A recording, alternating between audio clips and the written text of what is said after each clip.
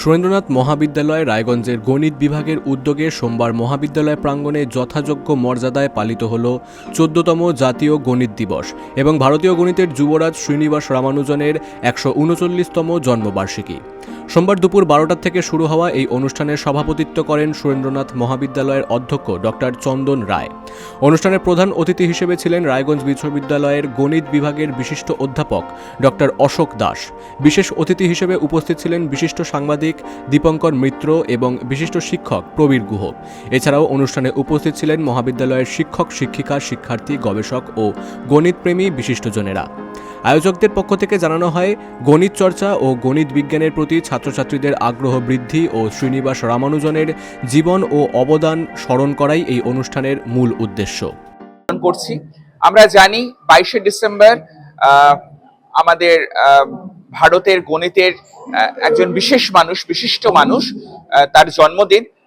এই বছর আমরা তার 139তম জন্মদিন পালন করছি এবং mathematics day, national mathematics day বলে আজকের দিনটি পরিচিত।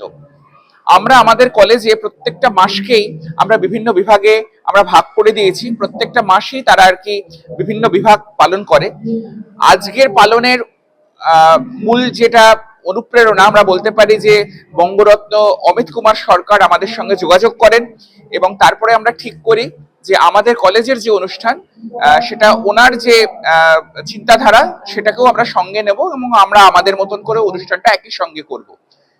ডিপার্টমেন্ট অফ ম্যাথামেটিক্স এর যিনি হেড অফ দ্য ডিপার্টমেন্ট, উনি ওনার পিএইচডি সুপারভাইজার রায়গঞ্জ ইউনিভার্সিটির প্রফেসর অশোক দাস। আমরা অশোক দাসকে আমরা আমন্ত্রণ জানাই। এর আগেও ওনার আসার কথা ছিল কিন্তু উনি আসতে পারেননি, উনি ডিন ছিলেন, ওনার বিভিন্ন রকমের কাজের তাড়া ছিল। তো আমরা আজকে ওনাকে আমরা প্রধান অতিথি হিসেবে আমরা ওনাকে ডেকেছি। ওনার বিশেষ বক্তব্য আর কি আছে। অনুষ্ঠানের মাধ্যমে গণিত শিক্ষার গুরুত্ব ও প্রাসঙ্গিকতা তুলে ধরা হয়।